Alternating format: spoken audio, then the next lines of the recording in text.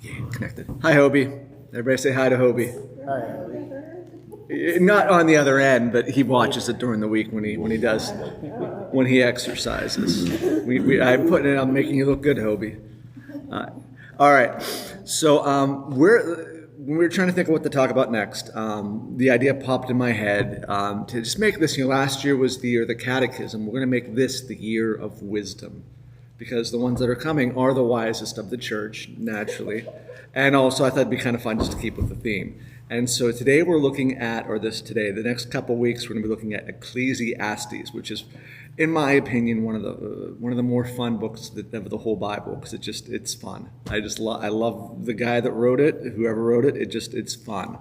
So just getting acquainted with the book. There's not much of an intro, really, but Ecclesiastes states powerfully and repeatedly that everything is meaningless, quote unquote, our Bibles translate it vanity, without a proper focus on God. The book reveals the necessity of fearing God. There's that theme from Proverbs again, in a fallen and frequently confusing and emphasis on this is really what you get, and frustrating world. The book of Ecclesiastes is named after the central character. I'm going to try to pronounce this in Hebrew. Qoheleth, translated as preacher in our ESV, but it means the one who speaks in the assembly. He is in the Hebrew title, and that's translated Ecclesiastes in the Greek, which is what we get in our Bibles. So strictly speaking, the book is anonymous. The guy never reveals himself. But however, the church and also the Jewish portions of the Jewish faith always have attributed it to Solomon. You can go there. You don't have to go there. I like the mystery of it because the book's very mysterious. So I keep it mysterious. But yeah. So that's the book of Ecclesiastes in a nutshell. So it's the year of wisdom. Since the wisest are here, we're going to be looking at all the wisdom literature. So the wisdom literature, just for your own reference, is Proverbs, Ecclesiastes, Job, and what's the other one? Song of Solomon. I don't know if we're going to do that because it might get a little too adult too fast. So we're just going to keep it PG here. All right. So first we're going to read Ecclesiastes 1 through 11. And as we're reading it, as always, it's the big picture. See if there's anything that sticks out to you in these verses, and then think about how you might sum up their message in one sentence. And don't read ahead to the little thing there. All right. Too late. Well, try to still do it in your own words. All right. I'll let Kathy get there. We're not testing you on. Oh, nice job. You just passed the. All right. The words of the preacher, the son of David, king in Jerusalem. Vanity of vanities, says the preacher. Vanity of vanities, all is vanity. What does man gain by the toil at which he toils under the sun? A generation goes and a generation comes, but the earth remains forever. The sun rises and the sun goes down and hastens to the place where it rises. The wind blows to the south and goes around to the north. Around and around goes the wind, and on its circuits the wind returns. All streams run to the sea, but the sea is not full. To the place where the streams flow, there they flow again. All things are all things are full of weariness. A man cannot under it. The eye is not satisfied with seeing, nor the ear filled with hearing. What has been is what will be, and what has been done is what will be done, and there is nothing new under the sun.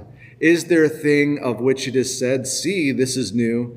It has been already in the ages before us. There is no remembrance of the former things, nor will there be any remembrance of the later things yet to be among those who come after. The word of the Lord. All right, so anything sticks out to you in these delightfully optimistic verses?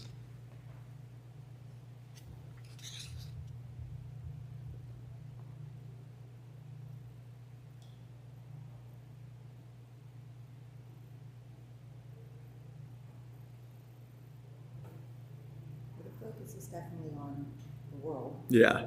And therefore despair. Mm-hmm. Yeah. Makes it seem like a very closed system that nothing changes. I like that. Yeah, it's closed system. What's this? The wheel in the sky keeps on turning. Yeah, that's that. Yeah. What song is that? I'm blanking out. Is Journeys are I was thinking almost journey. Yeah, I should know. I should know that. I'm sorry. It'd be fun to do a Bible study. you don't know journey. I feel like Journey. No, but I know enough of Journey. I feel like you could do like a sort of Bible study on themes in Journey. There's something there. Yeah. All things are full of weariness. That he gets me.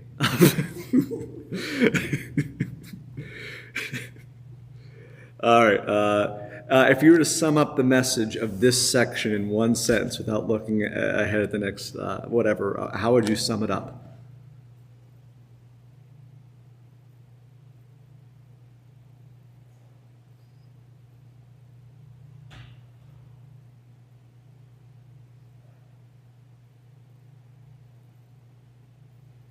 I don't know. It's like all for naught. Yeah, all for naught. Light them if you got them. Like you kind of said, the earth keeps. Yeah. That keeps going, but anything, it almost doesn't come out and say it, but it's almost like what anything man does is very temporary, and really inconsequential. If it Yeah. Not worth mentioning, basically. Yeah. Yeah.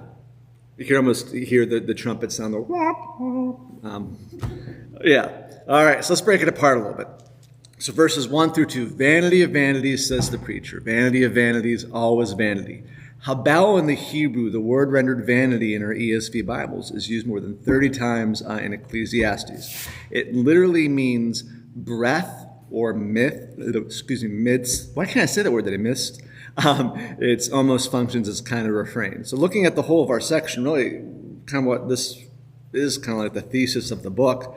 The preacher concludes, or why does the preacher conclude that all is vanity? Why does he conclude that everything is but a breath? And that's kind of obvious after what we've talked about. It's because it's kind of just a puff of wind. Everything that goes out, and eventually it's temporary. Have you ever felt this lament deep in the core of your being? That everything is vanity, but a breath and a mist that doesn't matter. Have you ever felt that? No. I think the older you get, the more you do. Yeah. I mean, that's my perspective. Yeah. So, I you think you can conquer the world and you're going to make a difference Yeah. now, so it doesn't matter. Yeah. It really takes away, like in a good way, it takes away improper self-importance. There's really, I'm still a breath. And what was I going to say? Oh, it's lost. It was but a breath.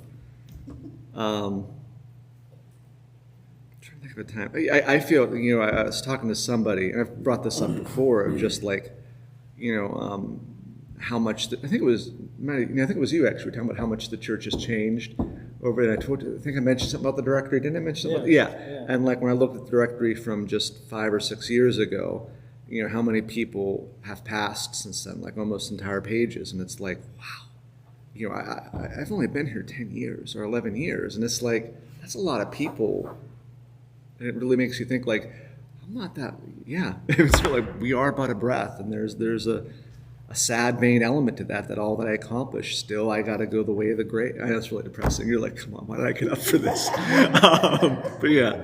All right. Verse 3, the preacher asks, what gain is toil? The question's repeated numerous times throughout Ecclesiastes, so we'll revisit this theme again. So why do you think the preacher is questioning the significance of people's work and inserting the pointlessness of life in the pointlessness of life in creation? So why do you think the preacher is even doing any of this? What's the point of this? If I would go up in the front and start preaching the same message, why do you think I would be saying this? I should do that today. So I just imagine myself getting it's all vain, people. I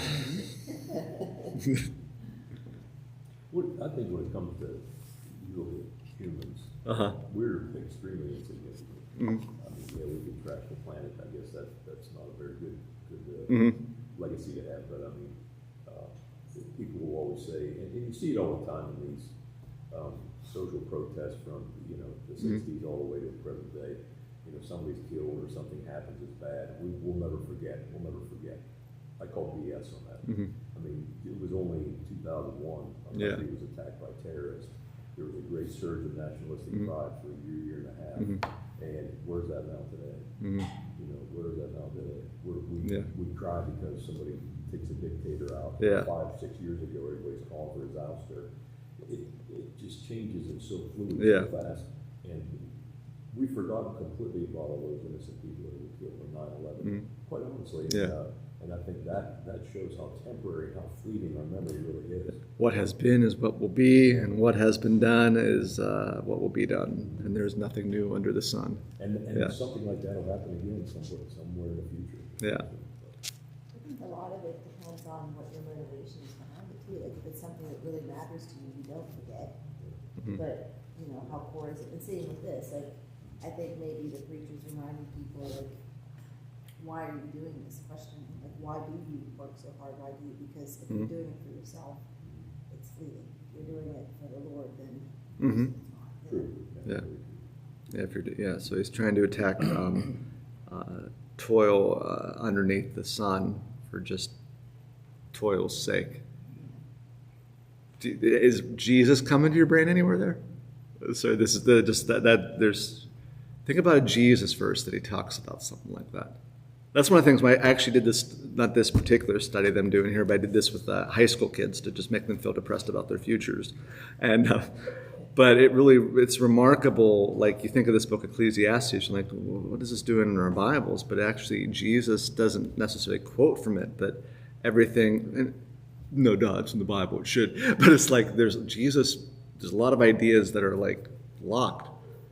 Jesus says, "Why do you toil for that which cannot last, for which rust? Toil for the kingdom of God." And like Jesus says, that was a really loose quote, by the way, but Jesus pretty much says, everything's vanity, but there's one. That was just you said, kind of rang that Jesus bell in me. And that's really what he's wanting to get at here. Verse 11 says that few people. And again, I asked the question, why? Going back to verse 3, why do you think the da da da da da? Have you ever harbored such ruminations? Of course, especially in terms of work. I mean, that, pastoral ministry, there's elements of that, There was a story of a pastor who would go home every day and flush his toilet. And his wife asked him why he did it. And he said, so I can accomplish something. Because, this is not me, but but you could say that to really any line of work. Pastoral ministry is not special in that sense, but there's a sense where when you're working with people or you're working in projects with a lot of people, things don't get done quite as much, and we're endless in our need, and we, like you said, we forget, and so we'll have this moment of life that makes us remember, and we'll all of a sudden Jesus, and then 2 months later it's like back to the whatever, and so the pastor flushes the toilet so he can look and accomplish something. I would suggest that the pastor. This is not autobiographical. No, that. I mean, it's at the end of the day, and it's a pointless exercise to waste water. If you want to do anything, and I think it's a mindset. But you look at the Marines. The first thing a Marine does when he's on a base, when he gets up, he makes his bed. It brings order to the day. It completes a task. It brings order to the entire barracks. And he's accomplished something before he's even stepped into the shower. Think about that. I like that. Now, a Marine out in the field sleeping in a foxhole, that doesn't apply. But he probably folds his sleeping bag properly. It brings discipline, it brings order, something's been accomplished, and everything's standardized within the room. So. I remember listening to a motivational speaker who was obviously in the service of some capacity, and that's how he started his speech, and that was like the main focus. Right, I think it's a great thing. And you're not listening. I was laughing a little bit. I was thinking about I use this with my wife because I hate making my bed. Could you really think that? But there's this not that I disagree with you. I completely agree with you on thing, but there's a thing where like when you make your bed, it makes the dust mites reproduce more. So, that's the only time Kendra's like, what? But it's good too. It doesn't, but that's always my thing to Kendra, though. If I don't, if I'm, she's like, well, I just don't want the dust mites to reproduce. That's my little, but yeah, I've read that once. I'm like, Oh my God. Now you have to make the bed and dust. yeah. That's the poor thing.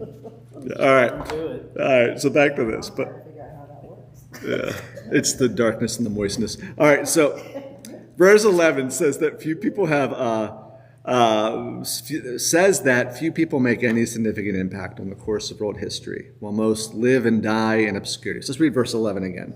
There is no remembrance of former things, nor will there be any remembrance of later things yet to be among those who come after. So, it's kind of obvious, but how does verse 11 drive home the point introduced in verse 4 and reinforced in the poetic verses? So a generation goes and a generation comes, but the earth remains forever. And then verse 11, there is no remembrance of the former things, nor will there be any remembrance of the later things yet to be among those who come after them.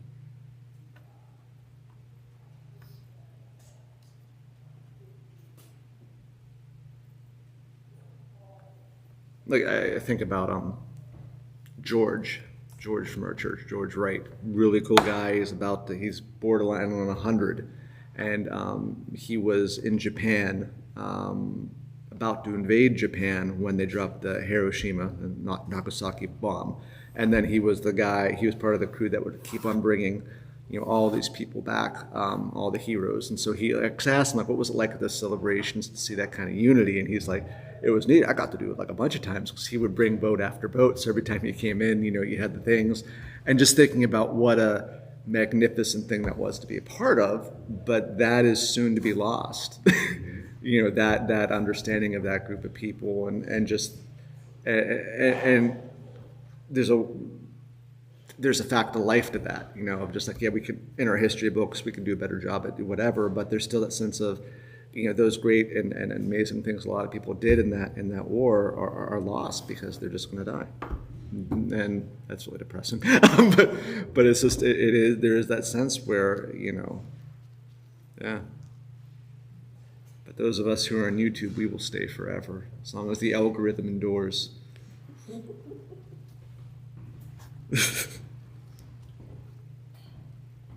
There was a neat thing, I'm sorry, this is completely unrelated, but it is related. So Thriller, when did Thriller come out? Does anybody know? Oh my goodness, good for you. All right, so Thriller, I think, how did Thriller? So that's how many years ago is 1983? That would be 43. 43 years old. So what's 43 minus 1983? What would that be? That'd be 1943. Okay, so when you look at Thriller, doesn't it feel more present to us than 1940 felt to the person living in 1983? So if I was my age, because I semi-lived through Thriller, even though, but like if you were my age when Thriller came out, you probably weren't thinking the same way about that music in 1940 than you were. But because of certain things of the internet and MTV and the way culture endures because of visual, Thriller seems almost ever present, where that music in 1940 doesn't. Isn't that? So somebody brought that up on X, and I was like, that's really weird if you think. So there's going to be weird to see how that endures from generation, because things are moving fast, but at the same time, I just